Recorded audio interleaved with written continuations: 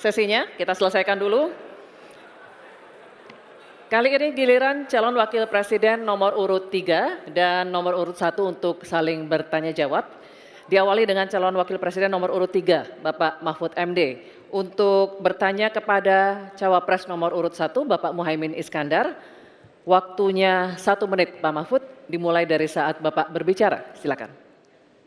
Ya, Pak Muhaimin, calon wakil presiden yang terhormat. Pada tahun 2014 kita berada di posisi yang berbeda. Saya menjadi ketua timnya Pak Prabowo, Pak Muhaimin di timnya Pak Jokowi waktu itu. Ada pertanyaan dari Pak Jokowi pada tanggal 5 Juli 2014 kepada Pak Prabowo. Pertanyaannya begini, Pak Prabowo, saat ini kita dihadapkan dengan bencana ekologis yang salah satunya disebabkan oleh kerusakan hutan. Laju penggundulan hutan di negara kita tertinggi di dunia. Nah, saat ini situasinya sama dengan tahun 2014 seperti yang kita diskusikan sejak tadi.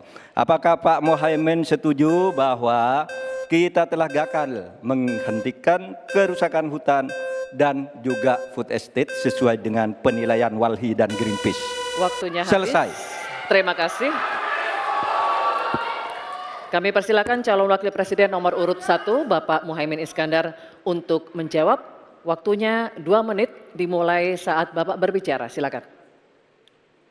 Yang patut untuk bisa menjadi alat ukur adalah bahwa dari seluruh rencana mengurangi deforestasi itu adalah berapa prestasi untuk melakukan penghijauan atau reforestasi.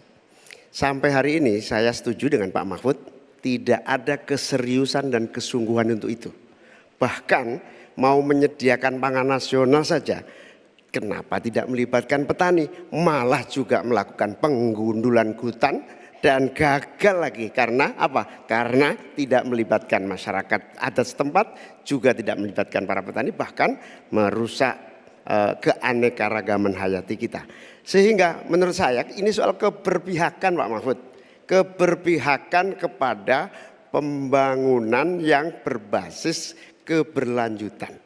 Di mana kita tidak akan main-main dengan soal ini. Ini soal nasib generasi. Prinsipnya satu, keadilan. Keadilan ekologi harus nomor 1. Jangan pernah membiarkan keadilan ekologi ini tidak terlaksanakan dengan baik. Yang kedua, keadilan iklim. Yang ketiga, keadilan antar generasi. Komitmen keadilan ini termasuk komitmen keadilan agraria, keadilan sosial. Enggak dijalankan sama sekali karena memang apa? Tidak ada komitmen dan kesungguhan.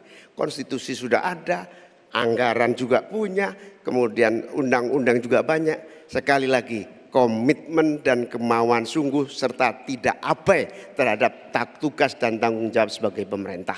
Oleh karena itu nanti kalau amin dipercaya, insya Allah yang paling pokok adalah kesungguhan, komitmen untuk melaksanakan konstitusi dengan sungguh-sungguh, berpihak kepada rakyat dan lingkungan, bukan berpihak kepada investor ataupun pengusaha.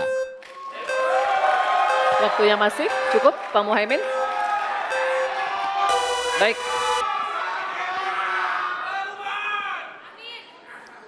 Kini kami persilakan cawapres nomor urut 3 Bapak Mahfud MD untuk menanggapi. Waktunya 1 menit. Baik. Mulai dari saat berbicara, silakan. Pak Muhaimin, ke depan itu menurut saya pemerintah perlu melaksanakan 2 putusan Mahkamah Konstitusi yang dulu saya yang membaca vonis itu dan mengetokkan palunya. Pertama, mengakui aktivis lingkungan itu sebagai subjek hukum. Itu putusan MK. Sekarang ini kalau orang bicara lingkungan ditangkap. Nah, itu berbahaya bagi kelangsungan lingkungan hidup kita. Lalu yang kedua, saya juga udah pernah tuh membuat putusan Mahkamah Konstitusi dan saya sendiri yang ngetok palunya agar definisi hutan adat itu betul-betul dibedakan dari definisi hutan negara. Karena definisi hutan adat yang sering dipakai sekarang itu sering menyingkirkan masyarakat adat dari lingkungan hidupnya. Selesai. Waktunya habis. Kami persilakan kembali Cawapres nomor urut 1 Bapak Muhaimin Iskandar untuk merespon tanggapan dari Pak Mahfud MD tadi. Waktunya 1 menit dimulai dari saat Bapak berbicara. Silakan. Ya, setuju apa yang disampaikan Pak Mahfud.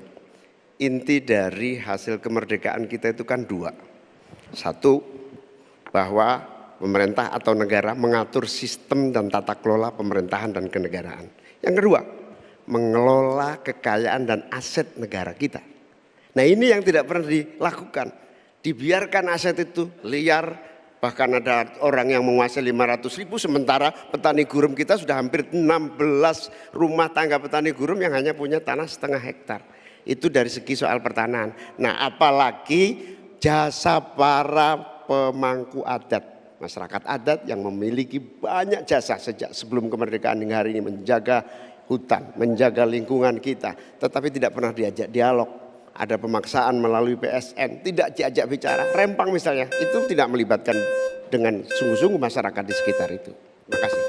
Masih ada waktu Bapak? Cukup? Cukup. Baik, oke.